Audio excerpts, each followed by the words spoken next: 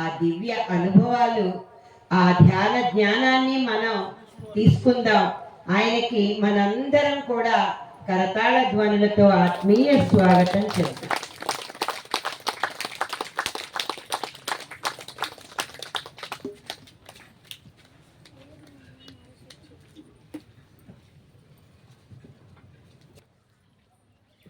ముప్పై మూడేళ్లుగా ధ్యానం చేస్తూ ఉన్నాను. 1990లో మొదటిసారి ధ్యానానుభవం కలిగింది. ఆ తర్వాత 1997లో రిషి ప్రభాకర్జీ వారి ఆధ్వర్యంలో SSY చేయడం జరిగింది. అక్కడి నుంచి పెను మార్పులు సంభవించాయి నా లైఫ్లో. రిషి ప్రభాకర్జీ, రవిశంకర్జీ, జగ్గీష్ వాసుదేవ్ గారు, అలాగే సుభాష్ పత్రిజీ, మరో ఇద్దరు, వీళ్ళందరూ కూడా ఒకానొక సమయంలో ఒక గురువు గారి దగ్గర శిష్యరికం చేసినటువంటి వారు.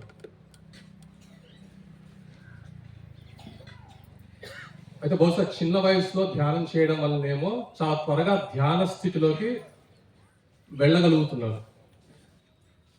మీరు చూస్తూనే ఉన్నారు కదా, కొద్ది రోజులుగా ఎక్కువసేపు ధ్యానం చేయగలుగుతున్నాను. అయితే ఇక్కడికి వచ్చాకే మొదలైంది. అంతకుముందు అరగంటకి మించి కూర్చునే పరిస్థితిలో లేను. నిన్న మొన్నే నాకు బాగా కుదిరింది. 2 గంటలు కూర్చున్నా, అది కేవలం ఒక 5 నిమిషాలాగా గడిచిపోయింది. అప్పుడే అయిపోయింది, అదేంటి అప్పుడే లేపుతున్నా, 2 గంటలు అయిందంటారేంటా అని చెప్పి అనిపించింది. పరిపూర్ణంగా ఆ స్థితిలోకి నిన్న మొన్న వెళ్ళాను. ఈ మధ్య కాలంలో 97, 98 ప్రాంతాల్లో అయితే అసలు ఎప్పుడు కళ్ళు మూసుకున్నా తెరిచినా ఆ ధ్యాన స్థితిలో కొన్నాళ్ల పాటు ఉన్నా. ఆ స్థితికి అయితే రీచ్ అయ్యాను నేను. అది అందరికీ సాధ్యమే. సాధన చేయగా అందరూ ఆ స్థితికి వెళ్ళగలరు. దయచేసి నేను చెప్పే అంశాలపైన మీ దృష్టి ఉండాలి. మీలో ఏ ఒక్కరు డిస్టర్బ్ అయినా కానీ నేను అవ్వాల్సి వస్తుంది, తద్వారా అందరూ కూడా డిస్టర్బ్ అవుతారు. నా క్లాసులో అందరికీ ఫస్ట్ మార్కులే వస్తాయి. అందరూ పాస్ అవ్వాలని నేను కోరుకుంటూ ఉంటాను.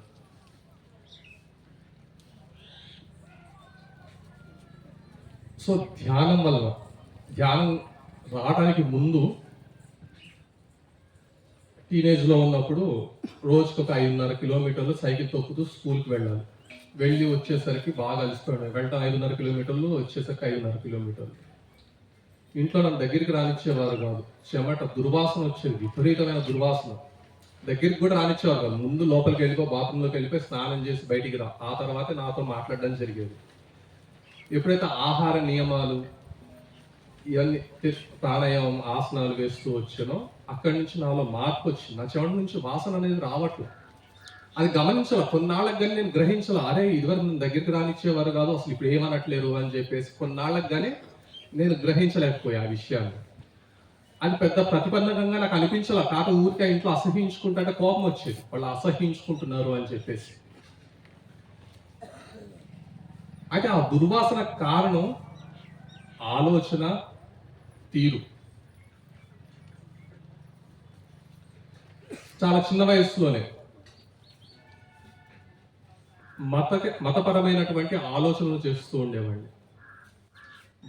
బజరంగ దళ కార్యకర్తగా వెళ్ళి చాలా తీవ్రమైన స్థాయిలో నా ఆలోచన ధోరణి ఉండేదన్నమాట.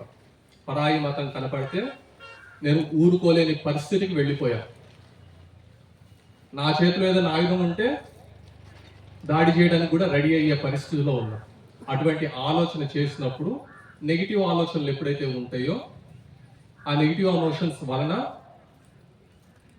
మనకు కొంచెం ఇబ్బంది కలుగుతూ ఉంటుంది లోపల. ఆ చెమట దుర్వాసన వస్తూ వచ్చింది. ఎప్పుడైతే ప్రశాంతంగా ఉంటామో ఏది తిన్నప్పటికీ ఆ దుర్వాసన అనేది రాదు మన శరీరం నుంచి. మొహమ్మద్ ప్రవక్త, జీసస్ ప్రభు ఎక్కడికన్నా వెళ్తే మంచి సువాసన వచ్చేదంట. దగ్గరికి వస్తున్న కొద్దీ ఆ సువాసన ఎక్కువ వెదజల్లుతూ ఉండేదంట. అంటే మన ఆలోచన తీరు, దాన్ని బట్టే ప్రతి ఒక్కటి ఉంటుంది. కొత్త వాళ్ళు ఎంతమంది ఉన్నారండి? మొదటిసారి ధ్యానానికి వస్తున్న వాళ్ళు, రైట్.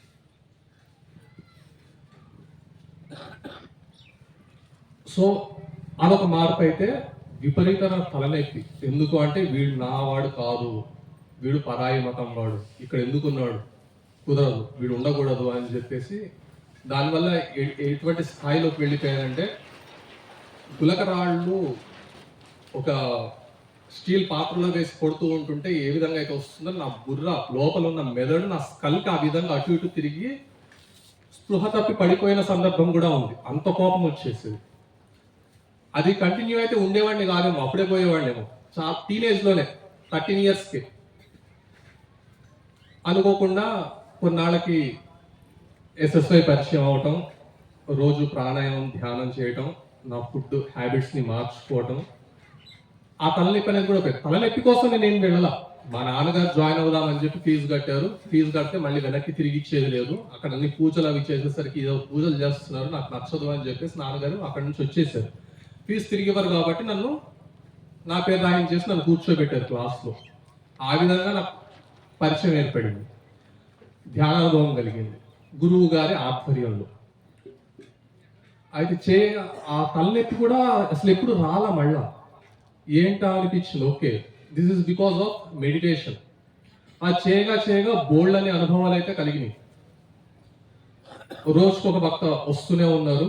నిన్న రామారావు సార్ వచ్చినప్పుడు కడతాల్లో కొన్ని సందర్భాల్లో రోజు నా కౌంటర్ దగ్గరికి వచ్చేవారు డొనేషన్ చేయడానికి. భోజనం తర్వాత వచ్చి అక్కడ నిలబడి పేమెంట్ చేసేవారు. నా అన్ని ఆన్లైన్ పేమెంట్స్, పక్కన ఉన్న వాళ్ళందరికీ కూడా క్యాష్ పేమెంట్స్ తీసుకుంటూ ఉండేవారు. సో అక్కడ లైన్ ఎక్కువ ఉండేసరికి నా దగ్గరికి వచ్చారేమో. నేను 10,000 రూపాయలకు మించి ఉంటే నా దగ్గరికి వస్తారు అంతా, 10,000 నుంచి లక్షల్లో ఉంటే. సో వారు ఇచ్చే మొత్తం నా దగ్గరికి వచ్చేసి నుంచునేవారు. కొంచెం త్వరగా చేసి పెట్టండి, నేను ఎక్కువసేపు నిలబడలేను అని అన్నారు. Do you know what my age is అన్నారు. సార్ మేబీ 70 అన్నారు. చాలా ఇంకా బాగా కనపడ్డారు సార్. ఇప్పుడున్న స్థితి కన్నా ఆ రోజు నిలబడి ఉంటే మేబీ 70 ఏళ్ళ వయసు మీకు ఉండొచ్చు అంటే, నో ఐఆమ్ 88 అన్నాడు. I was shocked. సరే సార్ అని చెప్పి వెంటనే పేమెంట్ చేసేసి తీసేసుకొని రిసీట్ ఇస్తా అంటే, వద్దు అవన్నీ ఎందుకు నాకు సార్, మీకు ఐటీ బెనిఫిట్స్ ఉంటాయి, అవి ఉంటాయి, అవన్నీ నాకు ఎందుకయ్యా అని చెప్పేసి అక్కడి నుంచి వెళ్ళిపోయారు. మర్నాడు మళ్ళీ వచ్చారు. నాకు రిసీట్ వద్దు ఏమొద్దు అని చెప్పేసి వెళ్ళిపోయారు. నా పేరు ఎందుకు అనవసరం అని చెప్పేసి అన్నారు. నిన్న ప్రసంగం ముగిసాక వెళ్ళి ఆయన పాదాల దగ్గర కూర్చున్నా. సార్ చెప్పండి సార్ అని. ఎందుకంటే వారి స్థాయి నాకు అర్థమైంది. నేను ఇప్పటికీ కూడా నన్ను నేను తెలుసుకునే ప్రయత్నంలోనే ఉన్నాను అని చెప్పేసి అన్నారు. నాకు కళ్ళ చెమర్చాయి నిజంగా. ఇప్పటికీ వారు డొనేషన్స్ ఇస్తూనే ఉన్నారు. నేను వాళ్ళ వ్యక్తిగత విషయాలైతే ఏమి తెలుసుకోవాలని నాకు ఇంట్రెస్ట్ కలగల. వారి మానసిక స్థితి నాకు అర్థమైంది, చాలు అనిపించింది. అటువంటి గొప్ప వ్యక్తులతో కొంత సమయాన్ని మనం గడుపుతున్నాము అంటే చాలు, వారి నుంచి కొన్ని మనకు అందుతూనే ఉంటాయి. అలాగే మొన్నటి రోజున లక్ష్మి గారు వచ్చారు. ఇక్కడ రావడానికి 2 రోజుల ముందు కొటాల్లో కనిపించారు నాకు, జీతవనంలో.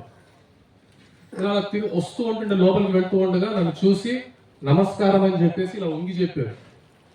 అందరు నా ఇంకా తిరిగి చూశారు. నాకు అర్థం కాదు, ఆవిడెవరో నాకు తెలియదు వాస్తవంగా. చూశాను, సరే ఎవరా అని క్వశ్చన్ మార్క్గా పెట్టి సరే నమస్తే అని చెప్పేసి వెళ్ళాను. ఎవరో మరి కనుక్కుందామని చెప్పేసి తర్వాత భోజనాల దగ్గర కూడా కనిపించేసరికి నా పక్కన కూర్చున్న వాళ్ళతో ఆవిడ ఎవరు అని అడిగా. తెలియదా, కుకట్పల్లి లక్ష్మి గారు అని చెప్పేసి అంటారు అంటే, అవునా సరే బహుశా నా క్లాస్కి ఎక్కడైనా వచ్చారేమో, నా క్లాస్ విని ఉంటారు ఆవిడ, అది విని నాకు అంత వంగి నమస్కారం చేసి ఉండవచ్చు అని చెప్పి నాకు అనిపించింది. తర్వాత నేను ఎక్కడైతే క్లాసెస్ చేస్తానో నా పక్కనే ఆ అబ్బాయి కూర్చుంటే ఇక్కడ కూడా ఆ అబ్బాయి వచ్చాడు. అడిగాను, ఇక్కడ కూడా వస్తున్నారు అనగానే తను అడిగా. మౌనవ్రతం అనగానే ఎగిరి గంతేసి ఇక్కడికి వచ్చా, కానీ అది కొంచెం భంగం కలిగింది ఆ మౌనవ్రతానికి. సరే అని చెప్పి తను అడిగా, నా క్లాసులకి ఏమన్నా వచ్చారా ఆవిడ అంటే, ఎప్పుడు రాలేదు, ఆవిడ కుక్కట్పల్లిలో ఉంటారు అని చెప్పేసి అన్నారు. తర్వాత ఓకే కడతాల్లో మెంబర్ అని చెప్పి తెలిసింది. ఇక్కడ వారి ప్రసంగం జరిగాక వారు ఆ పిరమిడ్కి సంబంధించినటువంటి ఆర్గనైజర్ అక్కడంతా చూసుకుంటారు, ట్రస్టీ మెంబర్ అని చెప్పేసి అన్నారు. ఓ సోకే అనుకున్నా. తర్వాత ధ్యానం చేస్తూ ఉండగా నాకు అర్థమైంది, వంగి నమస్కారం చేయాల్సిన అవసరం ఏంటి, యామై. నేను ఈ మధ్య కాలంలోనే వచ్చాను సొసైటీకి, అంతకుముందు కూడా పెద్దగా వింటూ ఉన్నాను. కానీ పత్రిజియా అంటే నాకు కోపం. 2002లో వారిని కలిశాను, కోపగించుకుని వచ్చేసాను. అరగంట కూర్చున్నామని చెప్పేసి 3 గంటలు కూర్చోబెట్టారు. టైం సెన్స్ లేదా అసలు, మోకాళ్ళు ఎక్కొడతా ఉంటుంటే అంతసేపు కూర్చోబెట్టారేంటి అని చెప్పేసి ఆ కోపం ఒకటి ఉంది ఆయన మీద. కొంచెం మిలిటరీ టైమింగ్స్ పాటించాలని చెప్పేసి నేను అనుకుంటూ ఉంటాను. ఎందుకంటే నేను నేర్చుకున్నది అంతే సిద్ధ సమాజం వల్ల. నేను చేసినప్పుడు మాకు ఆ విధంగా ఉండేది. ఒక్క సెకండ్ లేట్గా వచ్చిన గెట్ అవుట్, మళ్ళీ ఇంకోసారి నా క్లాసులకి, అంతే తప్ప రెండో రోజు రానిచ్చేవారు కదా. ఆ విధంగా మిలిటరీ ట్రైనింగ్ లాగా ఉండేది మాకు. ఇదేంటి పత్రిజీ అరగంట అని చెప్పేసి 3 గంటలు కూర్చోబెట్టారు. కానీ ఆయన ఫ్లూట్ వాయిస్తూ ఉంటుంటే ఆహా, ఐ వాజ్ డాన్సింగ్ అనమాట. నొప్పి లేదు, ఏమీ లేదు, హాయిగా అనుభవిస్తున్నా. మళ్ళీ మాట్లాడుతున్నారా అని కోపం వచ్చేస్తూ ఉండేది ఆయన మీద. సరే ఇక మనకు సెట్ అవ్వడం అని చెప్పేసి అక్కడి నుంచి వచ్చేసారు. ఆ తర్వాత 2006లో వారు మా ఇంటికి రావడం జరిగింది నిజామాబాద్. ప్రయత్నం ఏమి చేయలేదు వారు మా ఇంటికి రావాలి అని చెప్పి. మా అమ్మగారు నాన్నగారు నేను కానీ ఏమి ప్రయత్నం చేయలేదు. వారి గురించి పెద్దగా కూడా మా అమ్మ నాకు తెలిసి ఉండకపోవచ్చు. ఇంటికి వచ్చేసారు, పిరమిడ్ ఓపెన్ చేశారు. మా నాన్నగారు కొంచెం పిరమిడ్ మీద రీసెర్చ్ చేస్తూ వచ్చారు. మేము ఇంటర్మీడియట్లో మా తమ్ముడు నేను కూడా ఇంట్లో పిరమిడ్స్ తయారు చేసి ఇచ్చామన్నమాట. మా నాన్నగారు చెప్తే ఆయన ఆధ్వర్యంలో మేము పిరమిడ్స్ తయారు చేసాం అట్ట ముక్కలతోటి. మేము చేసిన ఎక్స్పెరిమెంట్స్లో ఏంటంటే మా నాన్నగారు రోజు షేవింగ్ బ్లేడ్ పెట్టి ఒక 6 నెలల సేమ్ బ్లేడ్ని వాడుతూ వచ్చారు. అంతకుముందు 3 రోజులకు ఒకటి అయిపోయేదంట. ప్రతిరోజు షేవ్ చేసుకుంటా 3 రోజులకు ఒకటి అయిపోయేది. కానీ 6 నెలల పాటు ఒకే బ్లేడ్ని నేను వాడాను పిరమిడ్లో పెట్టడం వల్ల అని చెప్పేసి ఇంటి పైన పిరమిడ్ కట్టించడం జరిగింది. అది ఎవరో చూసి పత్రిజీ గారిని ఇన్వైట్ చేస్తే వారి ఇంటికి రావడం జరిగింది. ఏదో ఒకనొక సందర్భంలో మా నాన్నగారిని కడుపులో గుద్దారంట. కొన్ని నెలల పాటు ఆ నొప్పి అలాగే ఉందంట. మరి నేను ఓకే వచ్చారు అని అమ్మ నాన్న ఫోన్ చేసి చెప్పగానే ఓకే ఇట్స్ ఓకే అనుకున్నాను. కానీ పెద్దగా ఓ అవునా గ్రేట్ అని చెప్పి నేనేం ఫీల్ అవ్వాల. ఎందుకంటే ఆయన పట్ల కోపం అప్పటికి తగ్గలేదు కాబట్టి. ఆ రోజు నన్ను ఇలా చేశారు, మోకాళ్ళకి వచ్చింది నాకు అని చెప్పి. ఆయన గురువుల అనుగ్రహం చూడండి, ఎంత కోపం వారి పట్ల ప్రదర్శించినప్పటికీ నా బిడ్డే కదా అని చెప్పి దయ చూపి కరుణించి ఇంటికి రావడం జరిగింది వారు. అయితే ఇందాక చెప్పుకుంటున్నటువంటి టాపిక్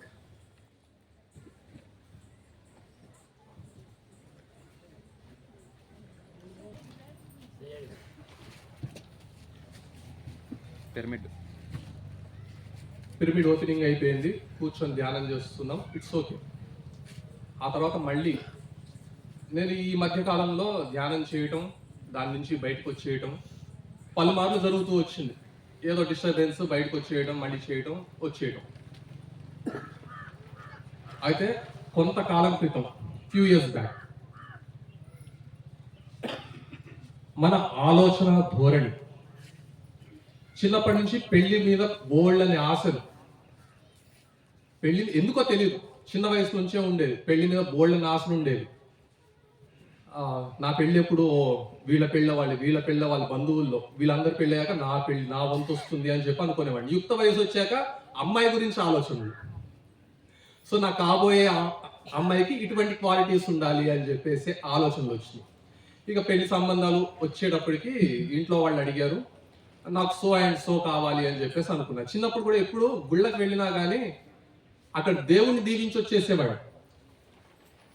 గుడికి వెళ్ళటం, సాయిబాబా గుడి దగ్గరలో ఉండేసరికి సాయిబాబా గుడికి వెళ్తే ఇదేంటి సాయిబాబా ఇలాగున్నాడు, అందరికీ కిరీటాలు ఇవన్నీ ఉంటాయి కదా, సాయిబాబా ఇలాగున్నాడు ఏంటి, అయ్యో పాపం, సరే నీ శక్తులు నా మీద ఎందుకు ఉపయోగిస్తావు, చాలా మందికి అవసరం ఉంది కాబట్టి వాళ్ళందరికీ నీ శక్తులను ఉపయోగించు, నాకేం అవసరం లేదులే అని చెప్పేసి నువ్వు బాగా ఉండు అని చెప్పి ఆయన దీవించి నేను వచ్చేస్తూ ఉండేవాడిని గుడికి. ఆ ధోరణి ఉండేదన్నమాట. సో ఆయన ఒకటి కోరుకున్నాను, నాకు అందమైన అమ్మాయి కావాలి, భార్యగా దొరకాలి అని చెప్పేసి కోరుకున్నా. ఇంత పొడుగాటి జడ ఉండాలి అని చెప్పేసి అదొకటి. ఏ గొడవలు పడకుండా అందరితో కలివిడిగా ఉండాలి అని చెప్పేసి కోరుకున్నా. దృష్టి ఇటు పెట్టండి. ఏ గొడవలు పడకుండా అందరితో కలివిడిగా ఉండాలి అని చెప్పేసి కోరుకున్నాం. దాని తర్వాత అనుకున్న విధంగానే చాలా అందాల రాసి హీరోయిన్లు కూడా పనికిరారు, మేకప్ వేసుకున్న హీరోయిన్లు కూడా ఆమె ముందు పనికిరారు, అంత అందగత్తే దొరికింది. చాలా హ్యాపీగా అనిపించింది, ఓ దీవించాడు అని. కొన్నాడు మాట్లాడగా ఏదో ఒక సంశయం మొదలైంది. సరే అమాయకురాలులే, సరే ఏముందిలే పెళ్ళి అయ్యాక మార్చుకోవచ్చులే అని చెప్పేసి అనుకుంటూ ఉన్నా. నేను ముందుగానే చెప్పా, నేను శాకాహారిని, మాంసం తినను, నేను టీవీ చూడను, ఫ్రిడ్జ్ వాడను, సో మనం చేసుకుంటే పెళ్లి చేసుకుంటే అటువంటి అన్నీ కూడా మన ఇంట్లో ఉండవు అని ముందుగానే చెప్పి చేసుకున్నా. నేను ఏ విధంగా అయితే మార్చుకోవచ్చులే, ధ్యానంలోకి తీసుకొని రావచ్చులే అని అనుకున్నానో తను కూడా అదే విధంగా భావించి ఉండవచ్చు. పెళ్ళి అయ్యాక వాడిని సెట్ చేసుకుంటాను, ఫ్రిడ్జ్ టీవీ అన్ని ఇంట్లో తీసుకొచ్చేయాలి అని చెప్పేసి అనుకొని ఉండవచ్చు. పెళ్ళి అయ్యాక చూస్తే డిఫరెన్సెస్ మొదలయ్యాయి. కొన్నాళ్ళకి విత్ ఇన్ డేస్లోనే సపరేట్ అవ్వడం జరిగింది. అర్థం కాల, మదన పడుతూ వచ్చా. బాబాని అడిగా, ఎప్పుడు నేను ఒక కోరిక కూడా కోరుకోలేదు, ఎప్పుడు నువ్వు బాగుండాలని చెప్పి నేను కోరుకుంటూ వచ్చాను, అలాంటిది నువ్వు ఎందుకు ఈ విధంగా చేసావయ్యా అని చెప్పేసి ప్రశ్నిస్తూ వచ్చా. కాసేపు కళ్ళు మూసుకో, ధ్యానం చేయరా బాబు అన్నట్టు ఒక మెసేజ్. మా మామయ్య కూడా బాగా ధ్యానం చేస్తూ చాలా ఉన్నతమైన స్థితిలో ఉన్నారు. వారు కూడా ఒకసారి అన్నారు, కూర్చోరా, నీకు తెలియదేముంది, కళ్ళు మూసుకొని కూర్చో, ధ్యానం చేయంటే ధ్యానం చేయగా నాకు తెలిసింది ఏంటి అంటే అందమైన భార్య కావాలి అని చెప్పి వచ్చింది. రెండోది ఏంటి, గొడవలు పడకుండా అందరితో కలివిడిగా. నా కాన్సన్ట్రేషన్ ఎక్కడుంది, గొడవలు, నెగిటివ్ ఆలోచన. దృక్పథం ఎటువైపు మళ్ళింది, గొడవల మీదకి మళ్ళింది. అందరితో కలివిడిగా, అందరితో చాలా బాగా మాట్లాడుతుంది, కలివిడిగా ఉంటుంది. కానీ అప్పుడు బాబా నుంచి ఆన్సర్, నువ్వు చేసుకున్నదేరా బాబు, నన్ను క్వశ్చన్ చేయొద్దు, నువ్వు చేసుకున్న పనే అది, నీకు ఏదైతే అడిగేవో అది నీకు ఇచ్చేసా, వాట్ ఎవర్ వి ఆస్క్ వాళ్ళు ఇచ్చేస్తూ ఉంటారు. సో అది నేను చేసుకున్న తప్పే. మన ఆలోచన విధానాన్ని మనం మార్చుకోవాలి, రైట్?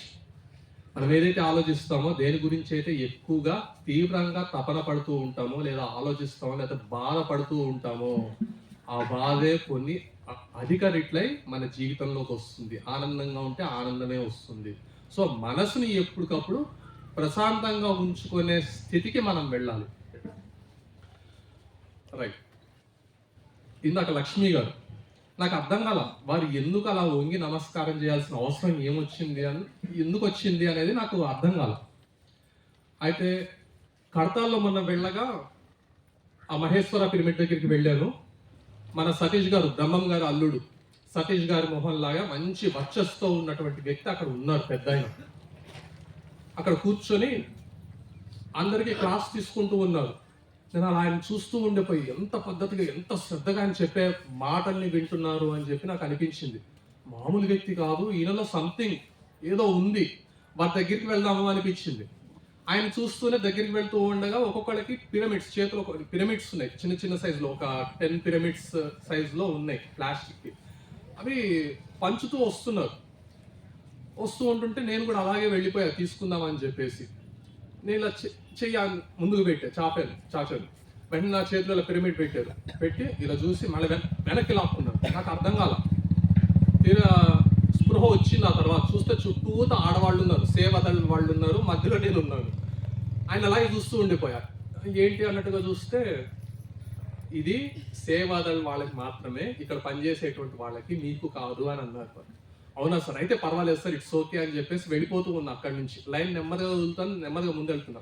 హలో సార్ అని చెప్పేసి అన్నారు. మళ్ళీ వెనక్కి తిరిగి, అక్కడ ఉన్న సార్ నేను ఒక్కడే కాబట్టి వెనక్కి తిరిగా. తీసుకోండి అన్నారు.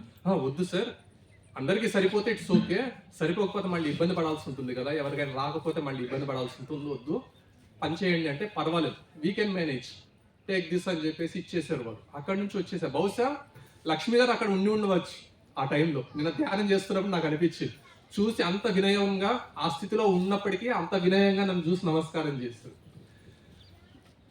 సో తరచి చూసే విధానం లక్ష్మి గారు చేసిన పని. వెంటనే ఏది కూడా టేక్ ఇట్ ఫర్ గ్రాంటెడ్ అనుకోకుండా, చెప్పారు కాబట్టి ఓకే అని చెప్పేసి గొర్రెలాగా తలాడించకుండా తరచి చూసే విధానాన్ని ఆవిడ చేశారు, ఆ ప్రయత్నం చేశారు. గొర్రెలాగా ఎందుకన్నారంటే, మన పరిమళ గారు కూడా అదే విధంగా అన్నారు. భయం వేసింది, కొన్ని వేల మంది వచ్చారు, గొర్రెలాగా ఉండకండి, యూజ్ దిస్, ఎందుకు ఇచ్చారు అని చెప్పేసి అన్నారు. ఆర్మూర్లో ఏంటి వీడ ఇంత ఇదిగా మాట్లాడేశారు, రాడికల్ లాగా అనిపించింది. But what she has okay కానీ ఆవిడ ఏదైతే అన్నారో అది ఫ్యాక్ట్. క్షమించండి, కొన్ని సందర్భాల్లో ఆంగ్ల పదాలు వచ్చేస్తున్నాయి ఎక్కువగా స్కూల్స్లో చెప్పడం వల్ల, స్కూల్స్ కాలేజ్లో చెప్తూ ఉండడం వల్ల. సో అక్కడి నుంచి అది వారితో నాకున్న పరిచయం అనమాట. ఆ విధంగా వారితో పరిచయం అయింది. మొన్న నాగశ్రీ గారు, ఆవిడ గమనిస్తూ ఉన్నాను. ఆవిడ ప్రోగ్రామ్కి మించి ముందు ఉన్నటువంటి వారు ఎక్కువసేపు సమయాన్ని తీసుకున్నారు. ఆవిడ లేచి వచ్చి స్టేజ్ మీదకి ఎక్కి అందరినీ ఫొటోస్ తీస్తూ ఉన్నారు. నేను అనుకున్నా, ఈవిడికి ఇచ్చిన సమయం కన్నా ముందు వారు ఎక్కువ సమయాన్ని తీసుకున్నారు, ఆవిడ టైం కట్ అయిపోతూ వస్తుంది, మరి ఈవిడేంటి అంత చక్కగా యాక్టివ్గా ఉండి ఫోటోలు తీస్తున్నారు అని చెప్పేసి. నేనైతే బాధకు గురయ్యేవాడిని. అరే, నాకు ఇచ్చిన టైం ఇంకొకళ్ళు తినేశారు అని చెప్పి కొంచెం బాధ అనేది కలిగేది నాకు.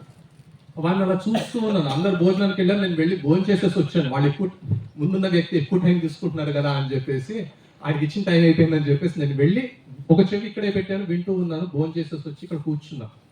ఎవరు ఆ తర్వాత అందరూ వెళ్ళారు, నాగశ్రీ మేడం గారు మాత్రం ఇక్కడ కూర్చొని ప్రసంగం మొదలు పెట్టారు. ఎవరూ లేరు, ఒక ముగ్గురం ఏమో ఉన్నాం అంతే. Even though she has started, అయినప్పటికీ వారి ప్రసంగాన్ని మొదలు పెట్టారు. వారి ముఖంలో ఏ కోసన కూడా తక్కువ మంది ఉన్నారే అనేది ఎక్కడా కనపడలా. ఆవిడ అలాగే చూస్తూ ఉన్నాను. ఎలా ఉన్నారు ఇంత ఆనందంగా, ఆ మొహంలో మాత్రం వర్చస్ ఏ మాత్రం తగ్గల, నవ్వుతూనే చక్కగా మాట్లాడుతున్నారు. ఇక్కడ కొన్ని వందల మంది ఉన్నారు అన్నట్టుగానే. సో ఆవిడ దగ్గర నుంచి అది నేర్చుకున్నా. నేను కూడా ఎప్పటికైనా సరే ఏ ఒక్కళ్ళు ఉన్నా సరే వారికి చెప్పే విధంగా ఉండాలి. అంటే ప్రతి విషయం తరచి చూసే ప్రయత్నం చేసినప్పుడు మనం సంతోషంగా ఉంటాం. అయ్యో ఇది ఇలా ఎందుకు జరిగింది అని చెప్పి తలపట్టుకొని కూర్చోవాల్సిన అవసరం లేదు. మొన్న పత్రిజీ స్పీచ్ మార్నింగ్ పెట్టినప్పుడు ఒక విషయ ప్రస్తావన చేశారు. ఏదైనా సరే మనం చూసే దృక్పథాన్ని బట్టి ఉంటుంది.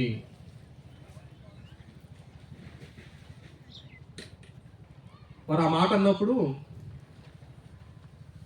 నాకు గుర్తొచ్చినటువంటి అంశం ఏంటి అంటే, ఒక స్కూల్కి వెళ్ళాను. వెళ్తే ఒక టైం ఇచ్చారు, నాకు టైం ఇచ్చారు. వెళ్ళాను, వారిని పరిచయం చేసుకున్నాను. క్లాస్ మొదలైంది. నా గురించి పరిచయం చేస్తూ, అతడు నిజామాబాద్ నుంచి వచ్చాడు, మహబూబ్ నగర్లో జరిగింది. అతడు నిజామాబాద్ నుంచి వచ్చాడు, మీ అందరికీ ధ్యానం గురించి పరిచయం చేయడానికి వచ్చాడు అని చెప్పేసి ఇలా మాట్లాడుతూ వచ్చాడు. నాకే మనసు కొంచెం ఇబ్బందిగా, ఇట్స్ ఓకే, ఏదైనా యాక్సెప్ట్ చేసే విధంగా ఉండాలి అని చెప్పేసి అనుకుని ఊరుకున్నాం. క్లాస్ అంతా అయిపోయింది. వెంటనే ఆయన కూడా చేశారు. పిల్లలతో పాటు వారు కూడా ధ్యానం చేయడం జరిగింది. చేశాక కళ్ళు తెరిచి చప్పట్లు కొట్టించి పిల్లల చేత, శరత్ చంద్ర గారు నిజామాబాద్ నుంచి మన కోసం వచ్చారు అని చెప్పేసి అన్నారు. ఓ మై గాడ్ అనుకున్నా. నా పేరు తెలుసు, అయినప్పటికీ వారు నా పేరు ప్రస్తావన చేయకుండా అతను ఇతను అంటూ సంబోధించడం జరిగింది. ఎప్పుడైతే క్లాస్ చెప్పానో, నేను చేసింది ఏమీ లేదు, వారిలో పరిణితి అనేది వచ్చింది. ఇక్కడ ఏంటి, దృక్పథం మారిపోయింది. ధ్యానం చేసినప్పటికీ చేయనప్పటికీ. వారే ఆ తర్వాత అన్నారు, 2007లో నుంచే నేను ధ్యానం చేస్తూ ఉన్నాను సార్. అయితే ఆ సమయంలో ఒక స్కూల్కి వెళ్ళినప్పుడు చూస్తే ఆ స్కూల్ వాతావరణం అంతా నాకు చాలా డిస్టర్బెన్స్గా అనిపించింది. నాకు అస్సలు నచ్చలేదు.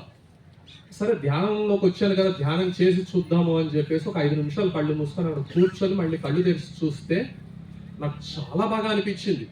అదే వాతావరణం అలాగే ఉంది, అయినప్పటికీ అదంతా అద్భుతంగా కనిపించిందంట.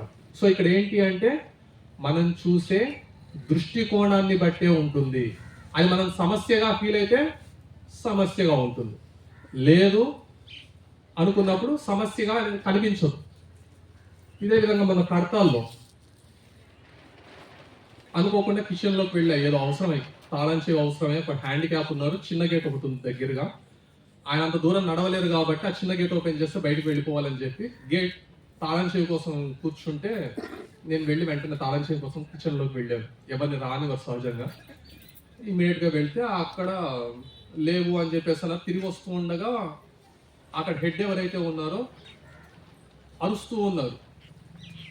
రోజుకి 50 గ్లాసులు పోతూ ఉన్నాయి, 10 రోజుల ప్రోగ్రామ్, ఈ ఒక్క ప్యాకెట్ మాత్రమే మిగిలింది, ఈ 3 రోజులకి ఒక్క ప్యాకెట్ రావాలి, అసలు ఏంటి, ఏం చేస్తున్నారు అని చెప్పేసి అరుస్తూ ఉన్నారు. నేను వెంటనే ఒక సజెషన్ ఇచ్చాను జస్ట్ వచ్చే టైంలోనే. సార్, సేవాదళ్కి హెడ్ మీరు, మీ టీం మెంబర్స్కి చివరిగా వచ్చే ముందు ఎవరైతే ఉన్నారో వాళ్ళకి ఆ గ్లాసులన్నీ తీసుకొచ్చి పెట్టేయమని చెప్పండి. 4-5 గ్లాసులు మాత్రం అక్కడ ఉంచండి వచ్చి తాగే వాళ్ళకి. 12 నుంచి సాయంత్రం 3:30-4 వరకు వడ్డిస్తూనే ఉన్నారు. 3:30 ఆ టైం అయినప్పుడు తగ్గిపోతూ ఉంటారు, జనం తగ్గిపోతూ వస్తారు. కాబట్టి ఆ టైంలో మీరు ఎవరు ఇన్స్ట్రక్షన్స్ ఇవ్వండి. నేను 2 సార్లు చూసేవారు, కనపడలే అక్కడ. ఇన్స్ట్రక్షన్స్ ఇవ్వండి సేవాదళ మెంబర్స్కి, తగ్గుతారు కాబట్టి తీసుకొచ్చి గ్లాసులు ఇక్కడ పెట్టేయమని చెప్పండి. ఆ ప్యాకెట్ చివరి 3 రోజులు వచ్చి. ఇది ఏంటి అంటే సమయస్ఫూర్తి. ఎక్కడి నుంచి వచ్చింది అంటే ధ్యానం ద్వారా. మరి వారికి లేదా అంటే ధ్యానం చేస్తే వస్తుంది. వారు ఎంతసేపు లక్షల్లో వస్తున్నారు, లక్షల వేలలో వస్తున్నారు ప్రతిరోజు. 1,50,000 పైన వచ్చి ఉంటారు. లాస్ట్ ఇయర్ కన్నా ఎక్కువ మంది వచ్చారంటే ఈసారి. వారు ఎంతసేపు ఆర్గనైజింగ్ లో పడిపోయారు. ఎలా చూడాలి, వచ్చిన వాళ్ళకి ఏ విధంగా చేయాలి అని చెప్పేసి వాళ్ళకి ధ్యానం చేయడానికి కూడా టైం సరిపోయిందో లేదో, పడుకున్నారో లేదో కూడా తెలియదు. వాళ్ళకి ఉండే ఉంటుంది, కానీ ఎంతసేపు ఆర్గనైజింగ్ లో పడిపోయి ధ్యానం చేయకపోవడం వల్ల వాళ్ళకి ఆలోచన వచ్చి ఉండకపోవచ్చు. సో హాయిగా కూర్చొని ధ్యానం చేస్తున్నాను కాబట్టి ఆ సమయస్ఫూర్తి ఇమీడియట్గా ఒక ఆలోచన వచ్చింది, చెప్పేశాను, సార్ ఈ విధంగా మీరు చేసుకోవచ్చు కదా సార్, ఎందుకు ఇంత ఇబ్బంది పడుతున్నారు అని. అక్కడ ఇంకోటి ఏంటంటే ఎంతసేపు గ్లాసులు పోతున్నాయి అని చెప్పి డే 1 నుంచి 6th డే వరకు అనుకోకుండా ఉండి దీన్ని ఏ విధంగా సేవ్ చేయాలి అనే దృష్టికోణంలో వారు ఆలోచించి ఉన్నట్లయితే డే 1 మొదటి రోజు నుంచే వారు అవన్నీ కూడా సేవ్ చేసి ఉండేవారు. ఇంకా ఎక్కువ మందికి ఉపయోగపడేది. ఆ తర్వాత సంవత్సరం కూడా వచ్చి ఉండేది. సో ఈ విధంగా ధ్యానం అనేది మీకు బోల్డ్ అన్ని రకాలుగా ఉపయోగపడుతూ వస్తుంది. నాట్ ఓన్లీ మెడిటేషన్ చేస్తే ఎవరో కనపడుతున్నారు, జరుగుతోంది అనేది కాదు. ఆరోగ్యపరంగా నేను కొంతమందిని చూస్తూ ఉన్నాను, మేము చేస్తున్నామండి, ఇంట్లో వాళ్ళు రావట్లేరండి, వాళ్ళ నుంచి కొంచెం డిస్టర్బెన్స్గా ఉందండి అని చెప్పేసి అంటూ ఉంటున్నారు. ఎందుకండి ఆ ప్రాబ్లం వస్తుంది? మా ఇంట్లో నేను ధ్యానం మొదలు పెట్టాక వాళ్ళందరూ కూడా నా బాటలోకి రావడానికి 5 సంవత్సరాలు పట్టింది. I have never forced them. నేను వాళ్ళని ఎప్పుడు రండి చేయండి అని చెప్పేసి నేను అనలా. నేను నాన్ వెజ్ మానేస్తున్నాను అని చెప్పినప్పుడు పెద్ద గొడవైంది ఇంట్లో. ఎందుకంటే నాన్ వెజ్ తీసుకొస్తే నేను ఒక్కడే సగం తినేవాడిని, మిగిలినంతా మా అమ్మ, నాన్న, తమ్ముడు తినేవాడు. సగం కూర నేను ఒక్కడే తినేసేవాడిని, అంత ఇష్టంగా ఉండేది. ఒకరోజు మా తాతగారు తీసుకొచ్చి దాన్ని మెడ విరుస్తూ ఉంటుంటే చాలా బాధ కలిగింది. మా ఇంత బాధపడుతూ చనిపోతుంటే నా కడుపు నింపుకోవడానికి దాన్ని బాధ కారణం అవుతున్నానా, చీ అనిపించింది. అయితే వెంటనే మానేయాలి, కొన్నాళ్ళు పట్టింది నాకు మానేయటానికి. ఆ బాధ కలిగితే వెంటనే ఆ మాట అనేసాయి ఇంట్లో. మా పిన్ని చూసి, అమ్మో వీడేదో మారిపోతాడేమో అని చెప్పేసి అంది. అనగానే అమ్మో మళ్ళీ ఇంట్లో వాళ్ళు భయపడతారేమో అని చెప్పి ఏం లేదులే అన్నట్టుగా అన్నాను. కానీ మనసులో అదొకటి ఉండేది. కొన్నాళ్ళకి నేను మానేస్తున్నాను అని చెప్పేసా. పెద్ద గొడవ చేశారు, ఎలా మానేస్తావు అది ఇది అంట. నేను మానేస్తున్నాను. మా అమ్మమ్మ నవ్వుకుంది. 1 రోజు 2 రోజులు, సరే వారం లేదా సంవత్సరం లేదా కొన్నాళ్ళు లేదా పెళ్ళయ్యాక వాడిలాగో తింటాడులే అని చెప్పేసి. ఇక కొన్ని సంవత్సరాలు గడిచింది కానీ నేను ఎప్పుడు ముట్టుకోలేదు దాన్ని. ఇక వీడు ఎప్పటికీ తినడులే, అయిపోయింది అని చెప్పేసి మా అమ్మమ్మ గారు అనుకున్నారు.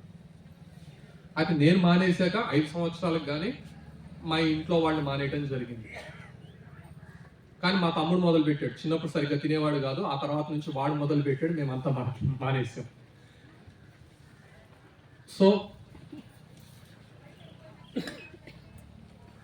మొన్న జగన్నాథ గట్లో ఒక ప్రోగ్రాంకి వెళ్ళడం జరిగింది. మొట్టమొదటిసారిగా ఎక్కువసేపు మౌనంలో ఉన్నాను. చాలామంది తెలిసిన వాళ్ళు వచ్చినప్పటికీ నన్ను మీలాగే ఎవరు నన్ను డిస్టర్బ్ చేయాల. తెలిసిన వాడైనప్పటికీ షేక్ హ్యాండ్లు ఇచ్చి పలకరించడాలు అటువంటివి చేయకుండా దూరంగా ఉన్నారు. నాకు ఒక పలకరింపుగా ఒక నవ్వు నవ్వి వాళ్ళ పని వాళ్ళు చూసుకునేవారు. నేను ఎవరితోనూ ఐ కాంటాక్ట్ కూడా మెయింటైన్ చేయలేం. ఎవరిని కనీసం చూడలే వాళ్ళ కళ్ళల్లోకి. ఎప్పుడన్నా పొరపాటున చూసుకుంటే ఒక నవ్వు నవ్వి ఊరుకుంటూ వచ్చేవాడిని. ధ్యానం చేస్తూ వచ్చా. ఎక్కువ సమయం, అధిక సమయం ధ్యానంలో గడుపుతూ వచ్చా. మూడో రోజున కొంచెం ఫైర్ క్యాంప్ పెట్టారు. నాకు ఎందుకో నిద్ర పట్ల, ధ్యానం చేస్తున్నాను కుదరట్లా, చాలా డిస్టర్బెన్స్గా ఫీల్ అయ్యా. అక్కడి నుంచి వచ్చేసి అక్కడ ఒక గ్రూప్ ఉంది. నేను కూర్చొని ధ్యానం చేస్తుంటే ఎవరో దగ్గరికి రావటం, నేను కూర్చోగానే దగ్గరికి వస్తారు. నేను ఇలా కళ్ళు మూసుకోగానే చాలా రఫ్గా ఒకసారి వెళ్ళిపోయాడు ఒక వ్యక్తి. భయం వేసింది నాకు, ఇబ్బంది పడుతున్నాడేమో, అంటే నాలో అహంకారం ఆయనకి ఏమైనా కనిపించిందా అని చెప్పి అనిపించింది. నాకు అహంకారం ఏం లేదు, నేను మాట్లాడకూడదు, ఆయన ఎవరో నాతో మాట్లాడడానికి వచ్చాడనే విషయం కూడా నాకు అర్థం కాలేదు, తెలియలా. అయితే ఆయన స్పీడ్కి నాకు అర్థమైంది ఏదో మాట్లాడడానికి వచ్చాడు, ఈగో హట్ అయ్యి ఆయన వెళ్ళిపోయాడు అని చెప్పి సరే అని చెప్పి ఆ సమూహం దగ్గర 12ంటికి కూర్చున్నాను. రండి సార్ అని చెప్పి కూర్చోబెట్టారు. వాళ్ళకు ఉన్నటువంటి డౌట్స్ అడుగుతూ వచ్చారు, వాళ్ళ సందేహాలను నివృత్తి చేస్తూ వచ్చారు. పెద్ద గురువునేం కాదు, ఆ పొజిషన్లో కూర్చోవలసిన వ్యక్తినేం కాదు, అందుకే కింద మీతో పాటు నేను చెప్తూ ఉండగా ఏమవుతుందంటే నాకు నేను గుర్తు చేసుకొని నేను తప్పటడుగు వేయకుండా నన్ను నేను ఉద్ధరించుకోవడానికి ఇక్కడ కూర్చొని మాట్లాడుతున్నా, మీరు అక్కడ కూర్చొని వింటున్నారు అంతే. మీకు నాకు పెద్ద తేడా ఏమీ లేదు. కాకపోతే ఆ భగవంతుడు ఇచ్చిన కృపో గురువుల కృపో కొంచెం మాటలు అలా వచ్చినాయి. అలాంటి పెద్దవాళ్ళతో సమయాన్ని గడుపుతూ ఉన్నప్పుడు చాలా మంది ఉన్నారు, వాళ్ళతో సాచర్యం చేసినప్పుడు ఆ విధంగా కొన్ని మాటల రూపంలో కానీ ఈజీగా వ్యక్తపరిచే అవకాశం నాకు దొరికింది వాళ్ళ ద్వారా, అటువంటి వ్యక్తుల ద్వారా అంతే. సో వాళ్ళకి సందేహాలు నివృత్తి చేస్తున్నాను. నేను క్లాస్ చెప్పేటప్పుడు ఎక్కువగా క్రిస్టియానిటీ, ముస్లిం ఇవన్నీ కూడా బేస్ చేసుకొని చెప్తాను. సారీ, నాట్ ముస్లిం, మొహమ్మద్ ప్రవక్త, జీసస్ క్రైస్ట్, అవన్నీ కొంచెం చదువున్నాను కాబట్టి కొంతవరకు అవగాహన ఉంది కాబట్టి వాటిని బేస్ చేసుకొని చెప్తాను. ఇంతలోపు ఒక యువత వచ్చింది, ఉస్మానియా యూనివర్సిటీలో స్టూడెంట్ అంట. She has done her PG పూర్తి చేశారు. వచ్చి నా దగ్గర కూర్చున్నారు, బాగా ఇంట్రెస్టింగ్గా వింటున్నారు. సార్ అసలు నాన్ వెజ్ ఎందుకు తింటారు సార్? ఆమె రీసెంట్గానే వచ్చారు దీంట్లోకి, నాన్ వెజ్ వెంటనే నాన్ వెజ్ ఇమ్మీడియట్గా మానేశారు. అసలు ఏంటి సార్ ఎందుకు తింటారు సార్ వాళ్ళు? ఊరుకోవటం, నాకు కోపం వస్తుంది తింటూ ఉంటుంటే. మా ఫ్రెండ్స్కి ఎంతమందికి చెప్పానో నేను మానేయమని చెప్పి, వాళ్ళు మానట్లేరు. నాకు ఒక్క దెబ్బ వేసి అంటే ఒక కొట్టి చెప్పాలనిపిస్తుంది అని చెప్పేసాను. నువ్వు ఎందుకమ్మా అంత ఉద్రేకపడుతూ ఉంటావు అని అనిపించింది. సరే చెప్తాను, నువ్వు చెప్పే విధానం ఇది, మరి ఎవరైనా మారుతున్నారా? లేదు సార్. ఎందుకు మారట్లా? నువ్వు చెప్పే విధానాన్ని మార్చుకో. నేను ఏ విధంగా చెప్తాను అంటే నా అనుభవం చెప్తాను. ఒక 10 ఏళ్ల క్రితం, 11 years, 11 ఏళ్ల క్రితం నాకు యాక్సిడెంట్ జరిగింది. పడ్డం తల మీద పడినప్పుడు బ్రెయిన్లో బ్లడ్ క్లాట్ అయింది.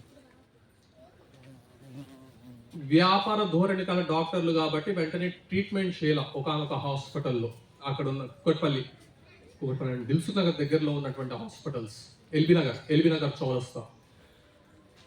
వాళ్ళు ట్రీట్మెంట్ స్టార్ట్ చేయట్లా, ఎవరు ఫోన్ చేస్తున్నారంట, వెంటనే స్టార్ట్ చేయండి మేము వస్తాం, ఎంత ఖర్చు అయినా పర్వాలేదు అని చెప్పి. మీరేమవుతారు ఏంటి అని చెప్పి ఎంక్వైరీలు మొదలు పెట్టారు కానీ ట్రీట్మెంట్ స్టార్ట్ చేయట్లేరంట. బ్లడ్ వామిటింగ్స్ అవడం స్టార్ట్ అయింది. బ్రెయిన్లో బ్లడ్ క్లాట్ అయినప్పుడు వామిటింగ్స్ బిగిన్ అయినాయి అంటే చాలా డేంజర్ అని చెప్పేసి, బ్రతకడానికి కష్టం అంట. వీళ్ళు ఆలస్యం చేస్తూ వచ్చారు, జాప్యం చేస్తూ వచ్చారు. వాళ్ళ దగ్గర ఫెసిలిటీస్ కూడా లేవు, ఎక్కడ మిస్ అవుతాడో. ఆ ఫెసిలిటీస్ లేవు కాబట్టి ఇంకో హాస్పిటల్లో జాయిన్ చేయాలి, ఎక్కువ ఖర్చు అవుతుంది, వీళ్ళ లాభం కూడా తీసుకోవాలి కాబట్టి ఎక్కువ ఖర్చు అవుతుందనే ఉద్దేశంతో తీసుకుందామనే ధోరణిలో ఉన్నారు. వెంటనే మా తమ్ముడు మరదలు వచ్చేసి అక్కడ నుంచి ఇంకో హాస్పిటల్కి తీసుకెళ్ళిపోయారు. అక్కడ జాయిన్ చేయించడం జరిగింది. డాక్టర్స్ 3 రోజుల వరకు మేము చెప్పలేము, కోమా నుంచి బయటకు వస్తే కానీ చెప్పలేము అని చెప్పేసి అన్నారంట. 3 రోజుల తర్వాత చెప్తాము, ఇన్ కేస్ కోమా నుంచి రాకపోతే మేము చెప్పలేం. ఇన్ కేస్ మెలకు ఉన్నప్పటికీ, అంటే మెలకు వచ్చినప్పటికీ జ్ఞాపకాలు ఉంటాయి అనేది మాకు తెలియదు, మేమేమి చెప్పలేము, అన్నీ ఎరేజ్ అయిపోవచ్చు అని అన్నారంట డాక్టర్లు. వెంటనే కాసేపటికి ఎందుకో కానీ మెలకు వచ్చింది, కళ్ళు తెరిచా. కళ్ళు తెరవగానే నాకు చిన్నప్పుడు పరిచయం అయినటువంటి అంకుల్ కనిపించారు. నిజామాబాద్లో పరిచయం అయినటువంటి అంకుల్ కనపడ్డారు ఎదురుగుండా. నీకు యాక్సిడెంట్ అయింది అని చెప్పి చుట్టుపక్కల ఎవరో అంటున్నారు, యాక్సిడెంట్ జరిగింది. ఏం జరిగిందో అసలు నాకేం తెలియదు, యాక్సిడెంట్ జరిగిందనేది కూడా ఏమీ లేదు. కళ్ళు తెరవగానే అంకుల్ కనపడ్డారు. అన్నాజీ అంకుల్ అన్నా. గుర్తుపెట్టాడు అని అందరూ అనుకుంటున్నారు. ఏంటి గుర్తుపట్టడం, ఏమైందా, దీనికి ఏముంది అని చెప్పేసి అనుకున్నా. మళ్ళీ వెంటనే వెళ్ళిపోయా, ఇంకా ఏం గుర్తులేదు. 3 రోజుల తర్వాత మళ్ళీ లేచాను. లోపల ఏదో స్మరణ జరుగుతూ ఉంది, సంథింగ్ ఏదో జరుగుతూ వస్తుంది లోపల. లేవగానే మా తమ్ముడు, అమ్మ నాన్న వచ్చారు. మా తమ్ముడు ఒక్కసారి నా మొహం చూపించు అంటే ఫోటో తీసి ఇలా చూపిస్తున్నాడు. చూపించగానే మొహం అంతా, ఇదంతా అసలు మొహం మీద పడ్డాను కాబట్టి తల భాగం లేదు, ఇదంతా పోయింది. ఈ మాంసం ముక్క ఎక్కడ ఏదైతే ఉందో మొత్తం పోయింది, లేదు ఇక్కడ. చూసి నవ్వుతున్నా, నేను నవ్వుకుంటున్నాను, నేనేం బాధపడలా.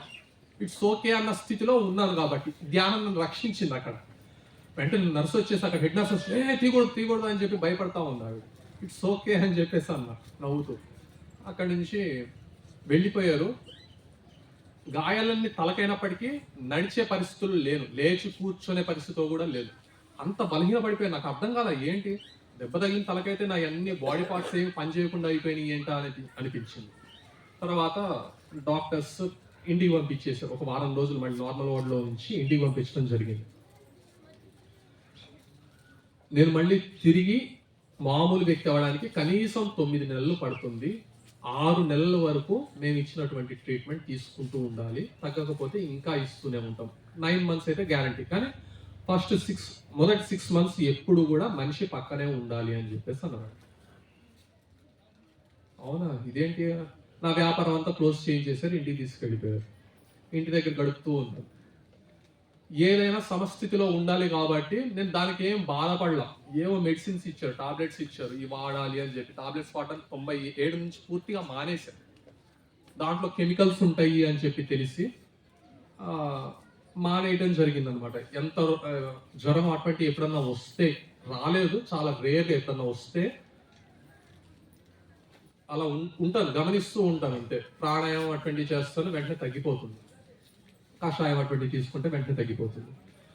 సరే చెప్పారు కాబట్టి మందులు వాడక తప్పదేమో అని చెప్పి వాడుతూ వస్తున్నా. ఆ మందులేమో కానీ హెప్టాయిన్ అంట, ఒక మత్తు మందు లాంటిది, అంటే నిద్రావస్థకి రీచ్ అయ్యే విధంగా చేస్తూ ఉంటుంది. అదొకటే ఇచ్చారు వేసుకోవడం. తర్వాత బాడీ పెయిన్స్ తగ్గడానికి కొన్ని, వాటిని ఏమంటారు, బాడీ పెయిన్స్ తగ్గడానికి పెయిన్ కిల్లర్స్ ఇచ్చారు. నాకు అవి వేసుకోను, నాకు వద్దు పెయిన్ కిల్లర్స్, నేను భరిస్తాను ఆ నొప్పిని, నేను వేసుకోను అంటే, లేదు వేసుకోవాల్సిందే అని చెప్పి ఇచ్చారు. ఒక్కసారి వేసుకొని అవి పక్కన పెట్టేశాను, ఒక పూట వేసుకొని హాస్పిటల్లో ఉన్నప్పుడు. అవి ఏం వాడలా. నేను ప్రతిదీ తీసుకొస్తే ఏంటి ఇది అని చెప్పి కనుక్కుంటూ ఉన్నా. సరే అదేదో ఇచ్చారు, ఒక 1 నెల రోజులు ఆ మందులు వాడాను. తర్వాత రమ్మన్నారు. నేను ఇంటికి వచ్చేసిన 3-4 డేస్ ఎలా ఉందంటే, మంచం మీద పడుకున్నప్పటికీ కళ్ళు తిరిగి కింద పడిపోతానేమో అన్నంత ఫీల్కి గురవుతూ వచ్చేవాడిని. ఆ విధంగా ఉండేది నా పరిస్థితి. హాస్పిటల్ చూసినవి చాలా అంశాలు గుర్తులేవు నాకు. అందరితో మాట్లాడాను, బంధువులు వచ్చారు చూస్తే మాట్లాడాను కాబట్టి ఆ అంశాలు ఏమీ గుర్తులేవు నాకు వచ్చినట్టుగా. అవునా వచ్చారా అని అడిగా. అదేంట్రా మాట్లాడావు కదా అంటే, అవునా మాట్లాడానా అని చెప్పేసి అన్నా. సరే అయిపోయింది. ఆ తర్వాత కొన్ని రోజులకి మళ్ళీ ఆ విషయాలన్నీ నాకు గుర్తొస్తూ వచ్చినాయి అనమాట. మెడిటేషన్ మళ్ళీ నార్మల్గా చేస్తూ ఉన్నప్పుడు అవన్నీ గుర్తొచ్చినాయి.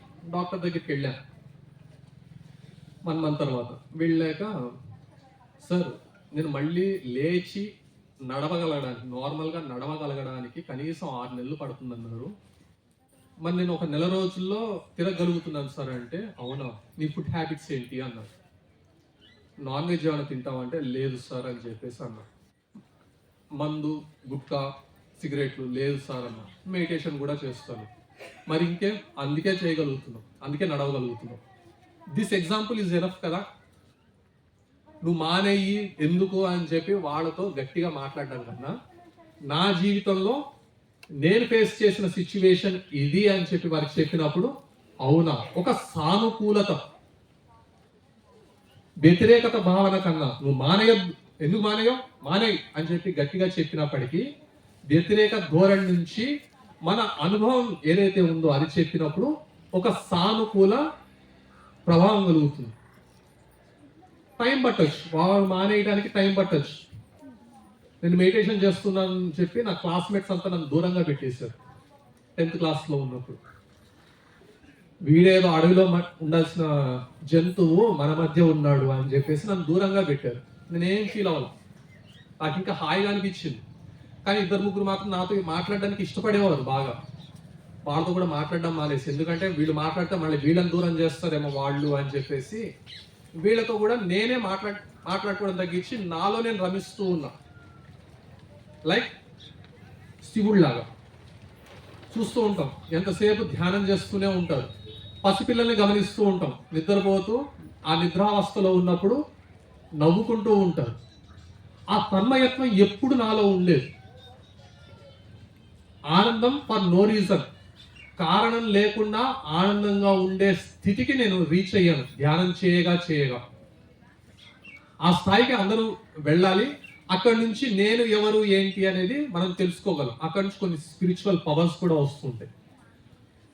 అక్కడ పడిపోతూ ఉంటాం. నేను ఆ విధంగా జారిపోయా. అక్కడి నుంచి బోల్డని విషయాలు తెలుస్తూ ఉండేది.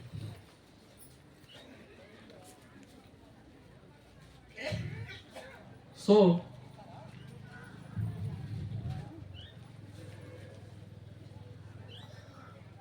ధ్యానం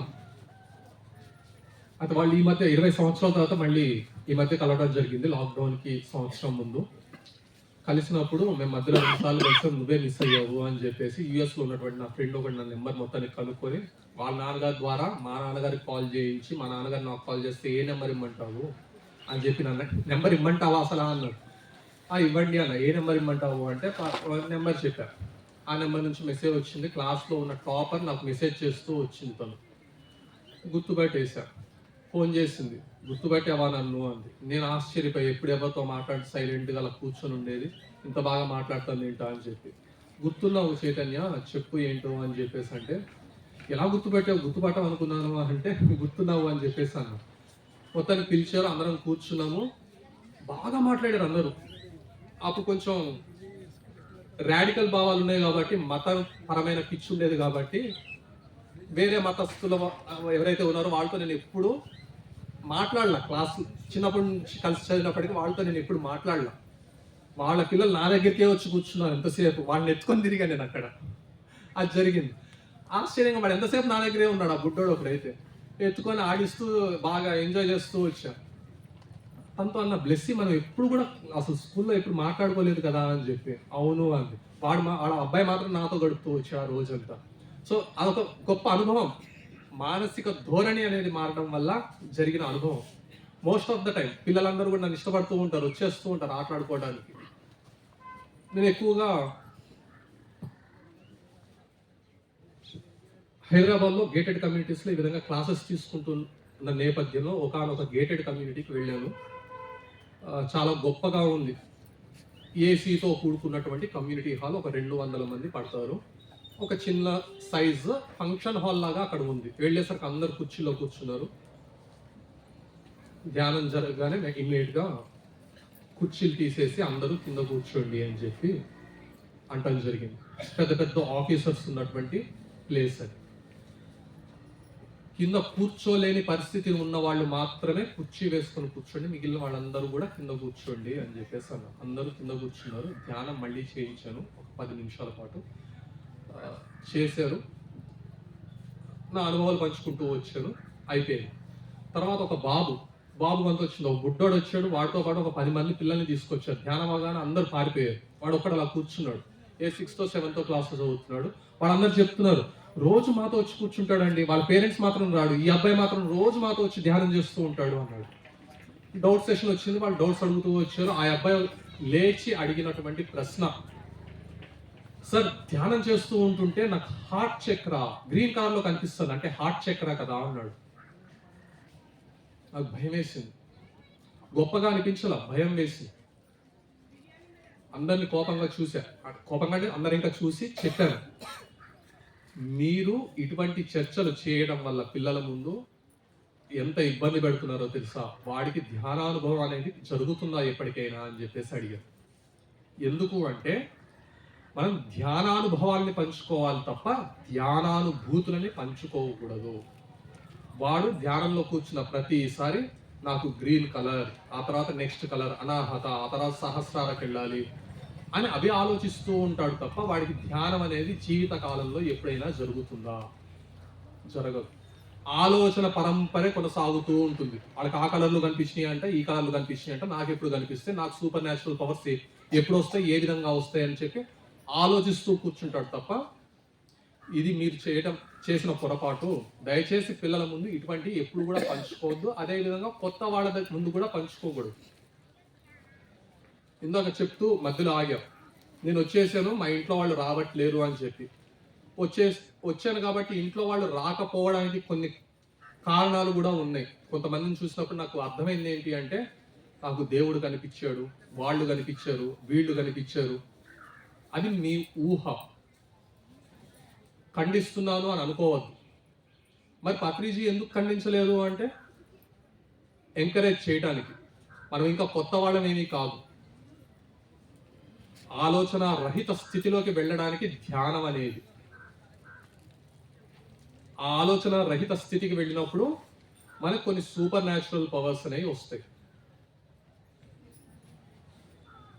రేవతి మేడం గారంటే కొన్ని నెలల పాటు 24 అవర్స్ ఉన్నారు కాబట్టి ఆ స్థితిలోకి నేను అనుభవించినప్పుడు నేను దాని గురించి మాట్లాడతాను.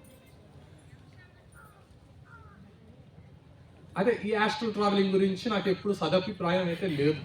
మొన్న ఈ మధ్య కాలంలో ఒకళ్ళు చెప్పారు, వాట్ ఆస్ట్రల్ ట్రావెలింగ్ ఈజ్ అని చెప్పేసి, నిన్ను నువ్వు చక్కగా చూసుకునే పరిస్థితి ఏర్పడుతుంది అని. అటువంటి అనుభవం నాకు చాలాసార్లు జరిగింది. ఓ ఇదేనా ఆస్ట్రల్ ట్రావెలింగ్ అంటే అని చెప్పేసి అనుకున్నాడు. అదే మీరు దేవుడు కనిపిస్తున్నారు అనుకున్నప్పుడు ఇంట్లో ఏమవుతుంది, ఇదేంటి ఇలా మాట్లాడుతుంది, దేవుడు కనిపించడం ఏంటి అని చెప్పేసి వాళ్ళు కంగారు పడుతూ వస్తారు. దయచేసి ఇటువంటి మాటలు మనం వారి దగ్గర మాట్లాడద్దు. కంగారు పడుతూ వస్తారు. అలా మాట్లాడడం వల్ల కొన్ని కుటుంబాల నుంచి కొందరు వ్యక్తులు రాకపోవడం కూడా జరిగిన సందర్భాలు ఉన్నాయి.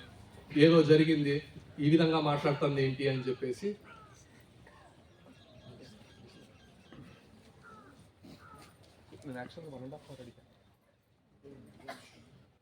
Lunch 1 o'clock. రైట్. సో నిన్న సార్ మనకు పుస్తకాలు పంచడం జరిగింది. సో నా జీవిత కాలంలో జరిగినటువంటి చాలా తక్కువ ఎక్స్పీరియన్సెస్ మాత్రమే మీతో పంచుకోవడం జరిగింది. ఈ విధంగా చూసుకుంటూ పోతే కోకొల్లలుగా ఉన్నాయి. సో ధ్యానం వల్ల అనేక ఉపయోగాలు ఉన్నాయి ప్రతి ఒక్కరికి. సో ఖచ్చితంగా క్రమం తప్పకుండా ప్రతిరోజు ధ్యానం చేస్తూ ఉండండి. నాకు కలిగినటువంటి అనుభవాలు విన్నారు, ఇంకా అద్భుతమైన అనుభవాలు కూడా కలుగుతూ ఉంటాయి. అవకాశం ఇచ్చినందుకు థ్యాంక్స్.